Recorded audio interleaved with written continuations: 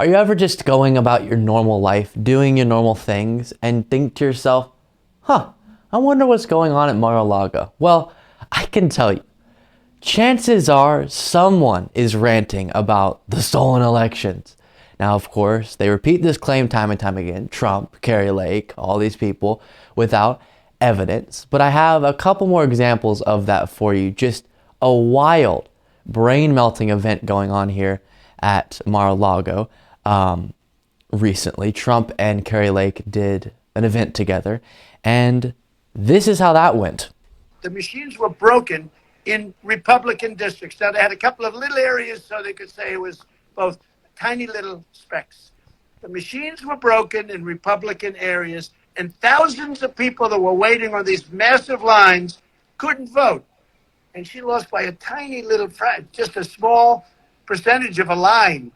And it's a disgrace. And then the judge didn't have the courage to do what was right, because the judges don't seem to have the courage to do what was right. You know why? Because they're afraid. Because I believe they're threatened, and I believe a lot of bad things happen. The machines were broken. So, alleging without evidence that the reason why time and time again Trump and now Kari Lake lose in court is because the judges are being threatened.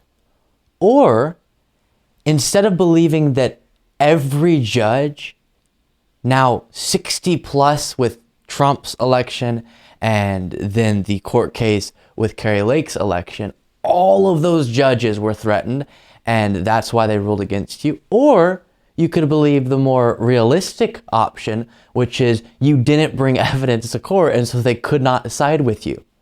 Makes a little bit more sense, doesn't it? And then Kari Lake took the stage and had similar things to share. They couldn't just steal it at 3 a.m. They had to steal it right in front of our eyes. And the beauty of that is, and maybe we should be flattered by that. Our movement is so massive right now that they had to grab it from us in broad daylight in front of everyone's eyes. And they've woken up a whole army of mama bears who are pissed off right now.